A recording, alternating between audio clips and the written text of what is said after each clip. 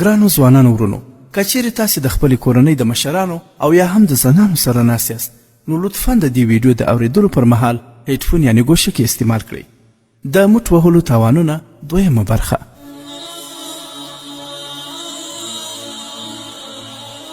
ګرانو دوستانو، په نن وخت کې لوس فلمونه کتل، عشقي فلمونه او ډېرې سندرې اوریدل ځوانانو ته د دې لامل جوړ شوی چې ځوانان موټک وهي او خپل صحت په دې مردار عادت خرابوي. موټ وهل د دې موضوع لومړۍ برخه موږ د همدې حکایات مصنوي شریف پر پاڼه نشر کړې. تاسې به اورېدلې وي.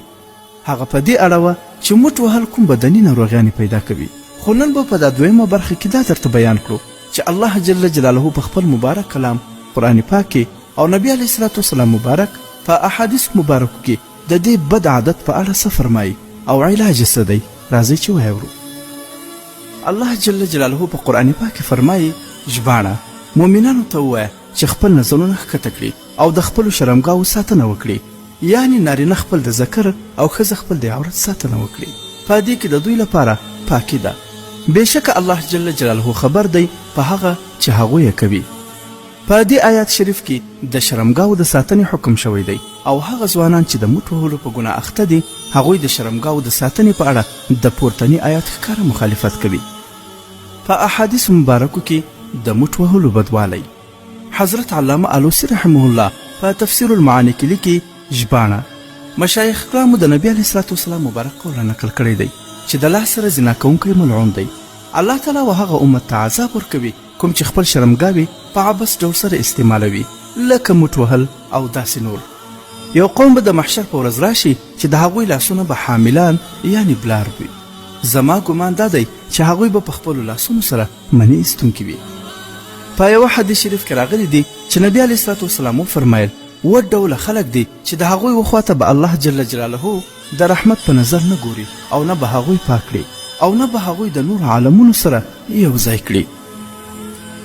او تر ټولو مخکې و جهنم ته د تلونکو سره به دوی هم داخل کړل شي. دا بیا جلا خبره ده که دوی توبه وکاږي، پر توبه کوونکو الله تعالی په رحمت سره رجوع کوي. هغه و په لاندې ډول دی: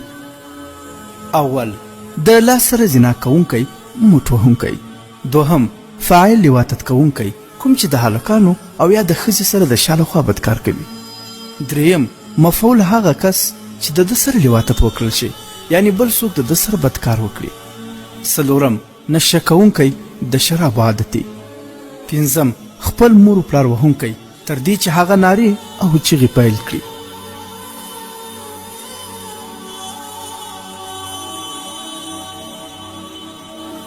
شپږم خپلو همسایګانو ته ضرر رسوونکی تر دې چې هغوی پر ده باندې لعنت وایي. وهم د خپل همسایه د ښځې سره زنا کوونکی. الله جل جلاله دې موږ ترې وساتي. ګرانو ځوانانو ورونو، د دې وژونکي بد عادت څخه چې کومې ناروغۍ پیدا کیږي هغه د همدې موضوع په اوله برخه کې تاسو کتلی شئ، خو یو څه به یې دلته هم درته بیان کړم چې څوک چې موټ وهي حافظه یې خپل ځواک د لاسه ورکوي، هره خبره یې ژر د یاده وځي، ډېر ډارن او بې زړه ځینې جوړ شي، په هره کیسه او هر کار کې شرم محسوسوي، زړه یې نه غواړي چې له کورنۍ او نورو ملګرو سره ټوکې ټکالې، خندا او راشه ورشه وکړي، ذهن یې له شکونو او اندېښنو ډک وي، کوچنۍ خبره ورته ډېره لویه ښکاري، مایوسي یې زیاته شي او د بدن په داخل کې نورې ناروغۍ، د زړه ضربان یې زیات وي، د هاضمې او معدې نظام یې خراب وي، ینه یې ښه کار نه کوي چې له کبله یې بدن ته تازه وینه نه رسیږي، د پښتورګو په ناروغۍ اخته کیږي، مثانه یې کمزوره کیږي، ویښته یې تویږي، مخ یې زیر شي او ګونځې پیدا کوي. او بل دا چې د واده کولو وروسته مینه د موټ وهونکي ځوان څخه مطمئنه او خوشحاله نه وي، ځوان ناکامه او ناامیده وي، د کوروالي کولو طاقت نه لري، حالانکه په دې کې د الله تناصر هیڅ قصور نه وي، صرف په هغه کې مني نه وي، ځکه چې مني یې په خپل لاس ضایع کړي وي. الله جل جلاله دې زموږ ځوانان ورونه د دې خطرناکې ناروغۍ څخه نور وساتي. آمین. علاج یې څه دی؟ ګرانو ملګرو، هغه کس چې په دې خطرناکې ناروغۍ اخته وي لومړی باید خپل 15 وخته لمونځ په پایبندي سره شروع کړي او د قرآن پاک تلاوت شروع کړي. لوس فلمونه کتل، عشقي فلمونه کتل او د ډانسرو رقصونه او مجراوې کتل او سندرې اورېدل پرېږدي، ځکه دا ټول هغه څه دي چې انسان شهوت ته هڅوي او شوق یې پورته کوي. دوهم دا چې ډاکټري علاج یې څه دی؟ ګرانو ملګرو چې کله موږ تیره ویډیو نشر کړه نو بیا اکثر ورونو دا غوښتنه کوله چې موږ ته خو دې وژونکي عادت یقینا دغسې تاوان کړی دی خو موږ شرمیږو څنګه ډاکټر ته ووایو که تاسې یو علاج راته پیدا کړئ نو ستاسې لپاره زه خپله ډاکټر ته ولاړم او مشوره مې ورسره وکړه ډاکټر صاحب راته وویل چې د دې ناروغۍ لپاره باید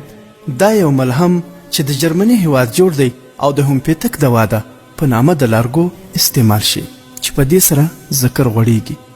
حیا دې وي ذکر چې هر څومره خرابي پیدا کړې وي او یا کمزوری شوی وي دا یې مکمل جوړوي د چا چې ناروغي کمه وي هغه دې تر 2 میاشتو پورې استعمال کړي او د چا چې ناروغي زیاته وي تر 12 هفتو یعنی تر 3 میاشتو پورې مسلسل استعمال کړي